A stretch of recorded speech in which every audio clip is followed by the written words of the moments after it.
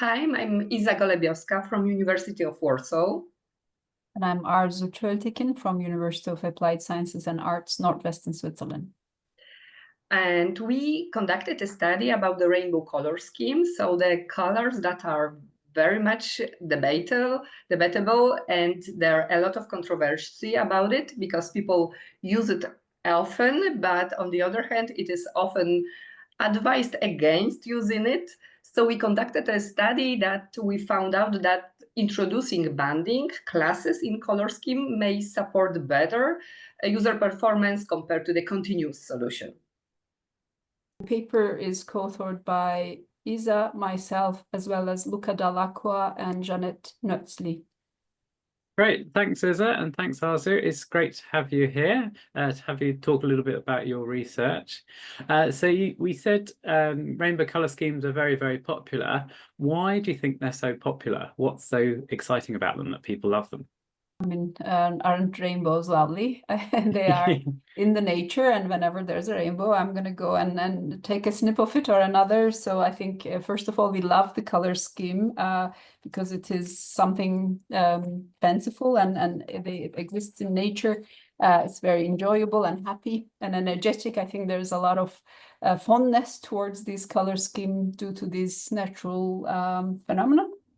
But of course also because a lot of software comes with this as the default color scheme and people don't think further. This is an anecdotal thing that people tell me, like my students do it and I go like, why? And then they go, well, that was the default. So they tend to not scrutinize the color scheme unless they are educated about it. And I think that is part of the reason. And the other is that it looks nice.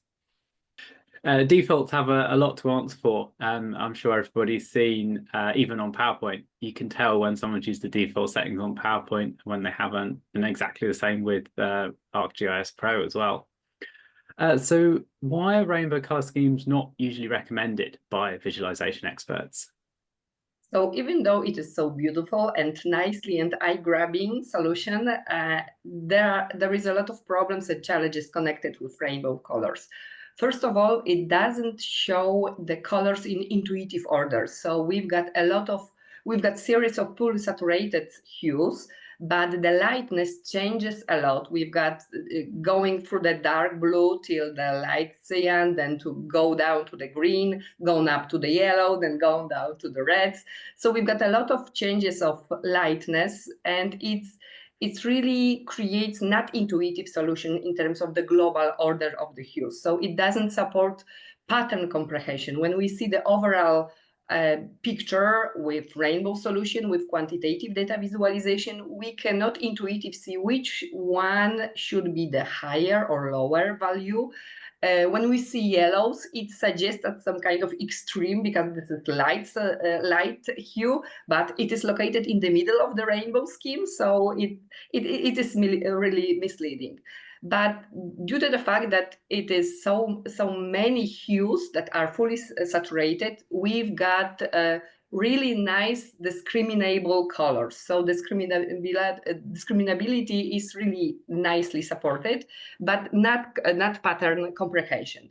But we also see the problem with the distances between the colors, because it suggests the rapid changes of the values, even though it is not the true, because the colors and the lightness changes so much. So as a result, we've got such a image and such a perception of some artificial boundaries that are created in the resulting image, even though it is not presented in the underlying data. So it is kind of tricky to see what is going on in the data itself. And the very important issue is the fact that it doesn't support proper color perception for people with color vision deficiencies. So it is another really important point to be indicated in this matter. Great. And you talked about the kind of continuous color scheme almost. So could you say a little bit about why continuous color schemes work well for some data and the discrete color schemes work better for other data? So in information visualization domain, there is an expressiveness principle that says that the the visualization, the presentation of the data should present all the features of the data and exactly the way it is, the characteristic and the relation that are in the data. So we can interpret it that when we've got the continuous data, continuous phenomena, it should be presented as in a continuous image, a continuous channel. But when we consider and we think about the common thematic map types, we can figure out that, for example, temperatures that are continuous, or elevation that is for sure continuous, it is often presented with isolines that is not continuous at all. So we can see that in many cases, this principle is not obeyed, and we wanted to check out how it works with the rainbow as well. Mm-hmm. And how did you find it work with the rainbow color scheme, with continuous or discrete color schemes? So with the user study conducted mainly by the Luca de Agua, as his master thesis, supervised by the other co-authors of our paper, we analyzed the effect of what is how underground permafrost visualization can be interpreted with continuous and the banded rainbow color visualization. And what is important, we focused only on the task of this reading values. So the one of operation that we already know that is well supported by the rainbow, we excluded the operation of pattern comprehension that is distorted by rainbow colors. So we see that when we introduce the banding, the classes in rainbow, the user performance is much better compared to the users that use the continuous visualization. And we see it in answer time, in answer accuracy, as well as their satisfaction, so their subjective opinion about the visualization that they used. Okay, fascinating. Great. And it, as I understand it, you also looked at 3D visualizations as well. Did you find the same thing, or did you find something different there? There's a bit of a nuance there, so I'm going to jump into the 3D part. 3D is another very popular visualization which has known issues. So 3D has been shown to be not so effective in information visualization.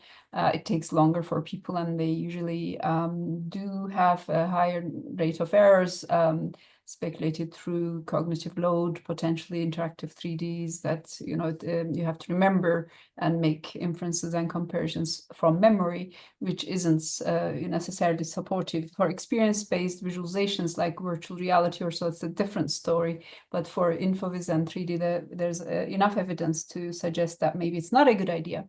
On the other hand, the phenomenon itself is 3D, so people are tempted to visualize it in 3D. So you have certain measurements taken underground in different depths. So you want to also know where it is, spatially speaking, in 3D space. So it is an intuitive thing to say that, okay, let's show this in 3D versus in 2D in some level of abstraction. And that's what we also wanted to include because it's a popular choice. We interviewed some experts, and it's commonly used as well as rainbow, and wanted to see how that actually combines together. And also because we have had a paper that showed the similar kind of experiment design that combined rainbow, sequential, and 3D, 2D for artery visualizations for heart by Michel Borkin and colleagues. And there was an interesting finding there as well, that the discretization effect is actually different for 2D and 3D. And in our case, this was also like a second time it's been demonstrated with a different context now, is that it is indeed performance improvement is better with 3D than it is 2D. So the delta of people doing better with 3D versus 2D when the discretization is added is higher. So this is an interesting finding. I think it needs a little bit more thinking in terms of why this is happening. But if 3D is impairing performance, and if the continuous colors are worse, what we see is that fixing the color problem seems to be stronger, like it compensates against the issues that 3D brings. So it actually opens the door to an interesting competition between the variables, if you like. So if you correct for the color, do you also correct, or do you actually compensate against the weaknesses that come with 3D? So this is where the paper leaves us with an interesting question. Perhaps we need to control and test further. Fascinating. So the interaction is crucial there. Mm-hmm. And it also sounds as though the type of data that you're working with has a big impact on what the best visualization method is. Mm. Do you have any short suggestions for people who are considering visualization, what they need to think about? What are the kind of key things they need to remember? When you consider rainbow, you can be very aware of its limitations. So if you know that it is about the task that it is well supported, you can consider the rainbow, but it is all about the overall image, overall about the whole pattern. It is not the best solution for you.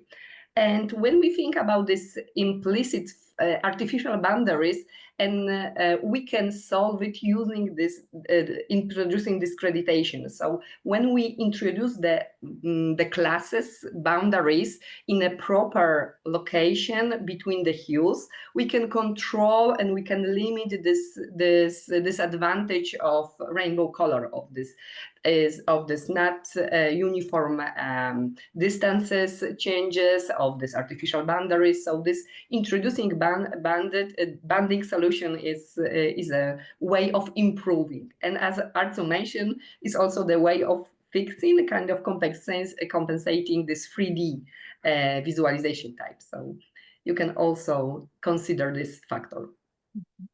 I just will summarize what Isa said, and I'll say, you know, if you are tempted by rainbow colors and if you're tempted by 3D, think twice.